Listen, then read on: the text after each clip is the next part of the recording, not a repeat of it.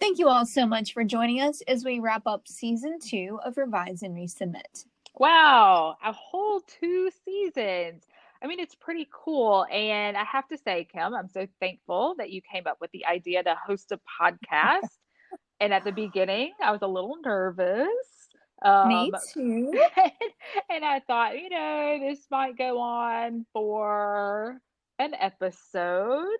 But my goodness, we've done so much and gotten to talk to lots of lovely people and colleagues, and Yes. it has been fun and refreshing and Mm-hmm. informative and just like a nice connection with our colleagues. And I'm thankful to have had that over the past year. Me too. So I'm going to ask you, over the first and second season, who has been your favorite guest? What? Oh my goodness. Kidding, kidding. I would never ask that. So they're all, well, I'll tell you the right answer. They're all our favorite guests. Okay, I was going to plead the fifth on that one. I agree with you for sure. This podcast has been a great way for us to connect with our colleagues, and I hope it's a great way to connect our colleagues, not only in the college with our listeners, but with graduate students, and then people who are, outside of our little world in Reese Pfeiffer and at the University of Alabama. Technology can be really cool in that way. Absolutely. And one thing I want to note, though, is that we have not talked a lot about our own research. And so that's something that I wanted to ask you about as we wrap up our second season and then pause for the summer. But we will be back kicking off season 3 of Revise and Resubmit in the fall. So, with that, I will introduce myself. I'm Annalisa Volan, an assistant professor in the Department of Communication Studies at the University of Alabama, and I work within the Institute for Communication and Information Research, or the ICIR, at UA. And I'm Dr. Kim Bissell, the Southern Progress Endowed Professor in Magazine Journalism and the Associate Dean for Research in the College of Communication and Information Sciences at UA. All right, Kim, you are on the hot seat. Can you give our listeners an elevator pitch of your research? So, very broadly, I study the social effects of media specific to health outcomes. So I study things like the way health messaging, whether it's in the form of food advertisements, something that you see in entertainment content, something you see on social media, how that affects knowledge about health, how it affects attitudes toward health, how it affects health behaviors. And then some of the work that I've done is looked into, in some cases, the negative effects of media specific to things like body image and negative body image. All right. So, to push you just a little bit more, what is one headline of one of your most interesting projects or findings? Oh boy. And I realize now how difficult it's been for our previous guest. Okay. So my headline would be Children Can Be Liars, Studying Health Communication Through the Lens of Children and Media. Although, as I've just said that out loud, I don't think that's really a headline. I think that's more of like a journal article title. And I was in journalism. I should be able to come up with a headline. All right. So, tell me a little bit more about that. So, when you're studying health communication through the lens of children, what does that look like? Well, so basically, if you want to study children and health or children's health, and what I've really looked at is the health of children in rural populations or the health of children coming from more disadvantaged backgrounds.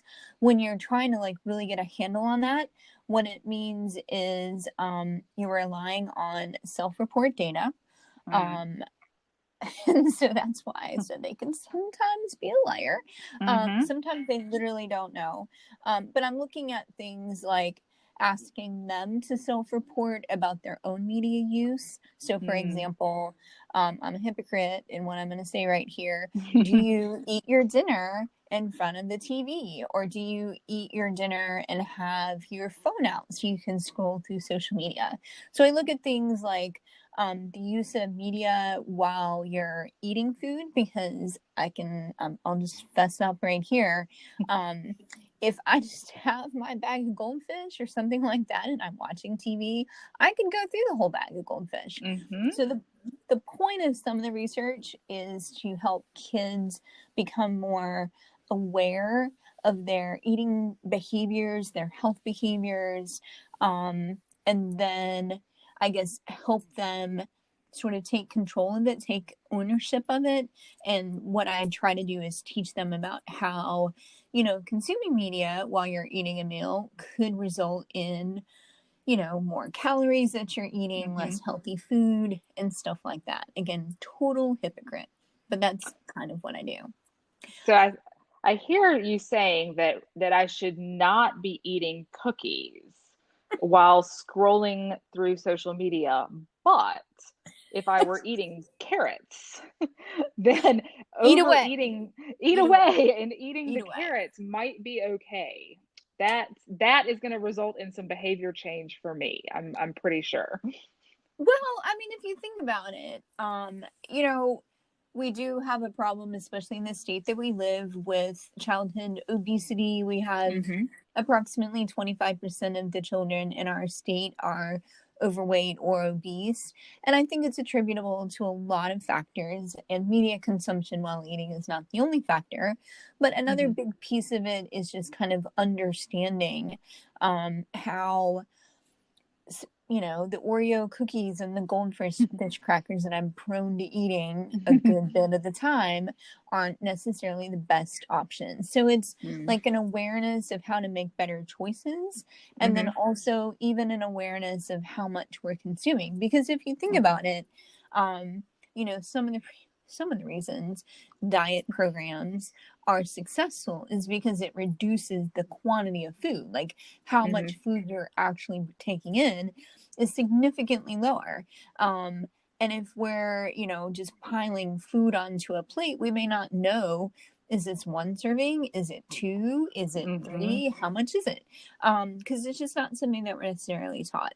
So through different studies and different projects and through funding that I've gotten, I've been able to kind of look at that a little more closely.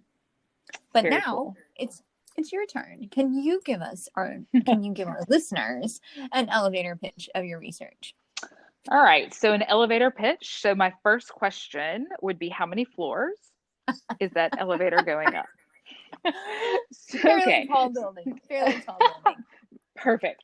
All right, so briefly, I see my research in largely two different areas. Um, so first, I'm an evaluator, and what that means is I evaluate other people's projects and programs, and some of those are research projects, and then some are interventions. So right now, a couple of things I'm evaluating. I'm evaluating a grant that aims to increase school climate in one Alabama school system. And then another program that I'm evaluating is a grant that's aimed at studying invasive plant species. Um, who knew? And part of that project Okay, is that's also super impressive. I just have to interrupt you and say that is super impressive. That is cool. it's cool. I didn't know. Well, I mean, I know there's weeds out there, but I didn't know that weeds like clover were invasive and like $1 billion problem. And so I'm learning a lot about plants um, Nice. and lots of words also like plant genomics. And I like right now I don't really know what that means I plant can genomics, Google but it I'm right learning. now. That's what I do at the meetings that I go to. I am on my laptop hoping that there is internet so I can Google plant Google the big words. genomics and polyploidy and things like that. But one of the cool things about this research or research in general is that it's like a language. Mm-hmm. And if we know the methods, then we can apply those methods across many different fields. And that's amazing, Mm-hmm. especially because I earned my C minus in biology for non-majors, but yet I'm still able to do an evaluation using research methods of this grant. And say And things like then, plant genomics.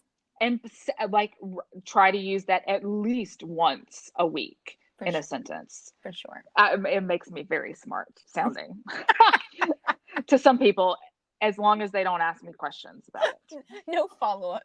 No follow-ups. So my other main area of research is in the area of adolescents who grow up in communities characterized by poverty. So the Mobile Youth and Poverty Study, it's a multiple study project that has survey data from about 12,000 adolescents in Mobile, Alabama, Wow. along with about 1,000 caregivers. And then we have other data sources such as school records and court records, and all of those combined help us to understand what it's like to grow up in communities that are characterized by poverty. And what I think is really interesting about this project is that it shows us how much a research project can result in as far as products. So this is now over 20 years old, and it's not like it was all done 20 years ago. It was a process over about 15 years. But we've had about 30 students use these data for a thesis or a dissertation. We've had over 80 manuscripts published using these data. I Wow. haven't counted the number of faculty and students who have been involved as authors, or how many institutions are represented, but it's a lot.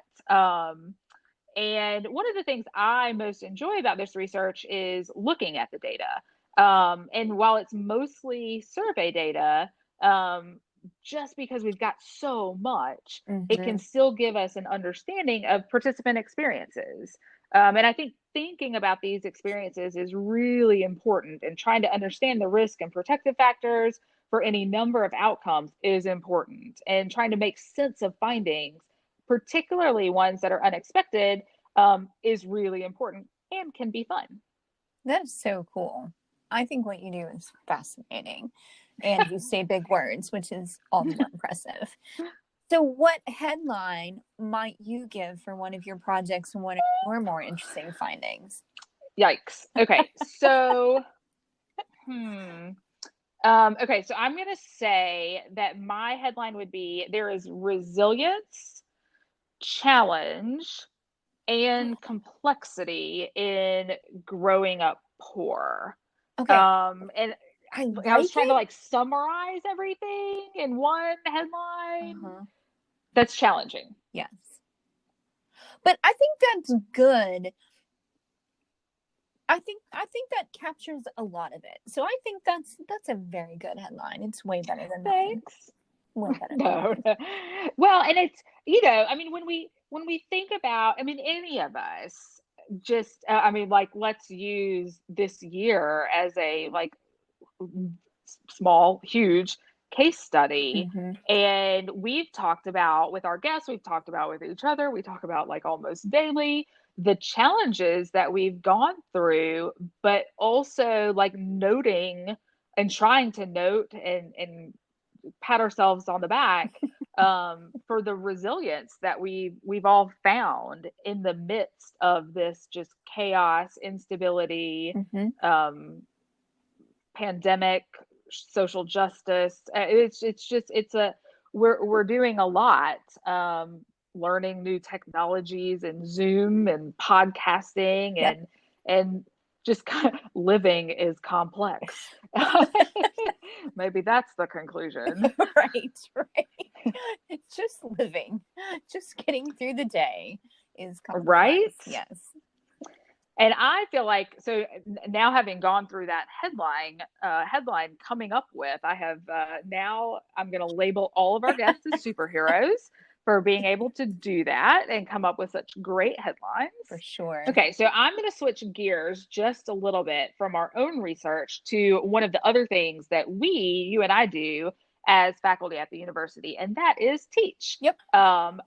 Specifically, teaching research methods. So we've both taught a variety of research methods over the years. So I'm going to ask you a three-part question, Kim. Okay. So first, what is your favorite research methods course to teach? Second, what is your favorite thing about teaching research methods? And third, how do you bring your own research into your research methods courses? Okay, I will do my very best to remember all three of those questions. Um, so my favorite research methods course to teach, I think what I'm going to say is going to answer question 1 and 2. My favorite is kind of the introductory research methods course for graduate students, whether it's at the master's or the doctoral level. And the reason I say that is, for me personally, I never did anything related to research in undergrad. I was a journalism major, still in, of the mindset that research was for STEM people.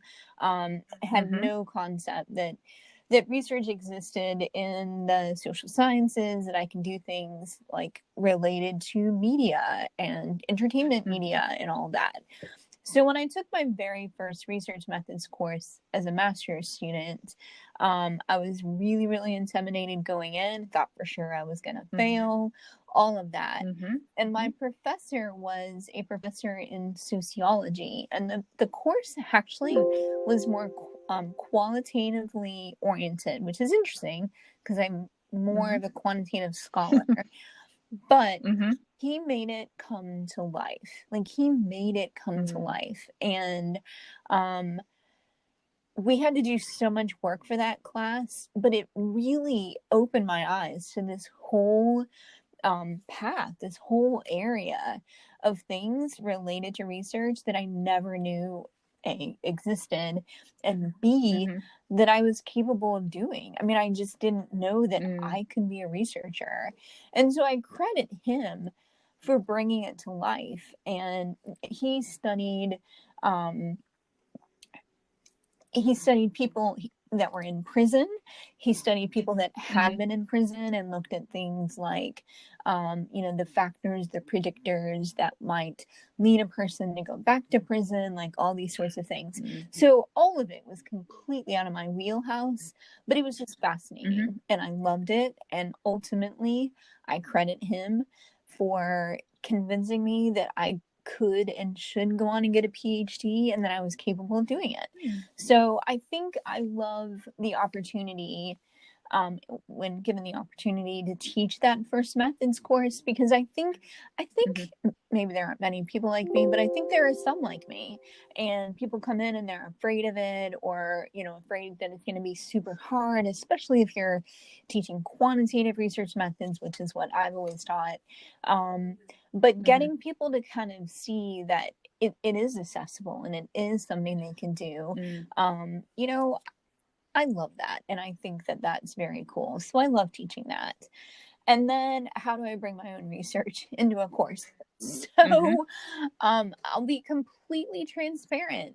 It is usually through using, I wouldn't say mistakes, but maybe places where I could have done better in my own research, as an example of, okay, let's identify what went wrong, or let's identify what could have been improved, whether it was via measurement or the method or whatever it is. Let's figure out maybe what went wrong and then how we can do it better. And I think that's one of the big ways, because I don't want my students to think that, I'm free of mistake, because it's totally not the case. But, and I think if I show them, I've published stuff that definitely could have been better. I mean, at the time I thought it was great, but, it's just in retrospect, I'm like, probably not. So that's one of the ways. And then I think, because I study health and I do study sports communication, it allows me to kind of draw on, that knowledge from having done it for 2 decades, which just put me out there in terms of age. But having done it for 2 decades, like, I'm fairly familiar with literature in health and sport comm, and we're able to like easily kind of draw that into the courses as examples. So now I'm going to ask you the same questions. What's your favorite methods course to teach? What's your favorite thing about teaching methods? And how do you bring your own research into methods courses? I think that's really tough to answer. So, like you, I'm also primarily quantitative research, and that's where almost all of my research is based. But I have to admit, I really enjoy teaching qualitative methods. And I think one of the reasons is that it challenges me because it's not what I do a lot of, but I learn a lot while teaching it. So I think that is one of my favorite Mm-hmm. courses.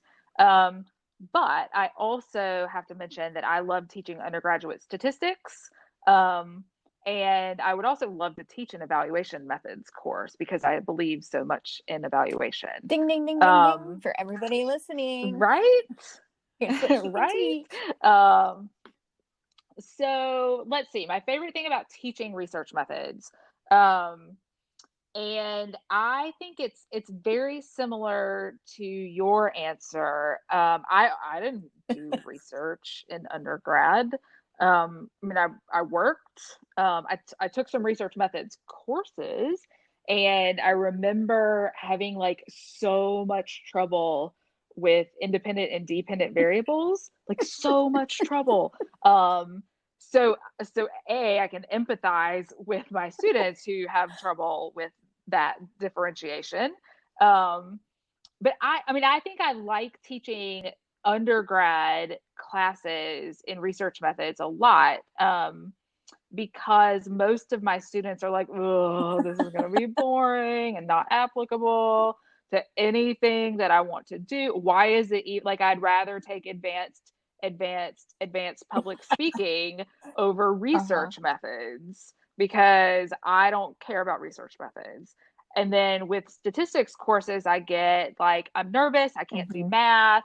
I put this course off for as long as I can, and I cannot fail this class.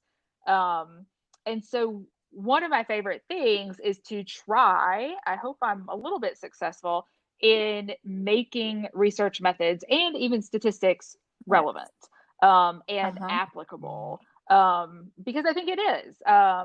It's challenging, but I do think that we can kind of make it accessible and applicable to what we do daily in our lives and then even in our future careers. With statistics, I love at the end of the semester having students say, like, I did it. And I think that maybe previous less than ideal experiences in math courses really affect students and kind of ends up in that I Mm-hmm. can't. Mm-hmm. Um, and I think that it's really tough to have those experiences and be faced with I have to take this course to finish this degree. I mean, I tried to get out of public speaking, right? Because in the fifth grade, I forgot my lines in the school play and never wanted to publicly speak again and had to take public speaking. And I was like, ah, I mean, I almost dropped out of grad school because I had to teach public speaking. And I thought, no, I can't do it. So I understand that having the poor experiences or the negative experiences can really Mm-hmm. affect us. And so I like to hopefully give students like a positive experience in my course to say like, see, you can do it. Like you can do math, you can do research, and you can be successful. And then think about not only like how to do a t-test by hand, um, but also how might you work with others in the future who you're supervising or just working with who say like I Mm-hmm. can't, Mm-hmm. and how might you be able to motivate them or encourage them. So I think that that's one of the things I like about teaching research methods and statistics. And then that third question, also very similar answer to yours. How do I bring my own research into my courses? I do it all the time. And it's actually quite easy because I engage Mm-hmm. in research. Um, and in research, there's so many decisions Mm-hmm. to be made. Um, when you're like conceptualizing a study, even from who needs to be studied, what are the research, like writing research questions can be really challenging. Um, and so I talk about the process and I include my own studies in those conversations, from sampling decisions Mm-hmm. to measures, even how we ask demographic questions. There was a question that we asked on our caregiver survey: how old were you when you had your first child? And I mean, that's it sounds like not like a challenging question to answer, but the men said not applicable. And it's like, oh no, you not physically birthed the child. Like, how old were you when the child was born? But like, we didn't know. We didn't know that that question was going to be kind of Mm-hmm. misinterpreted until after we got now unusable data.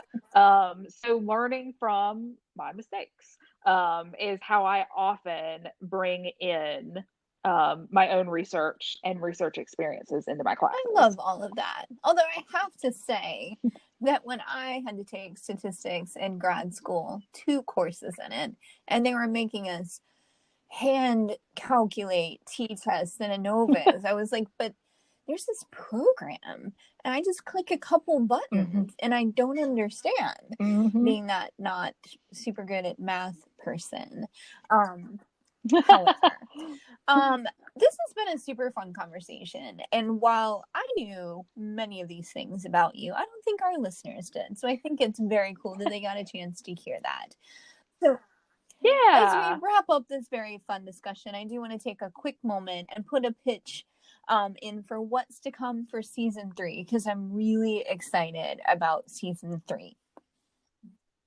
Yes, me too. So we are going to do a little bit of catching up with some of our guests that we have talked to during the first 2 seasons.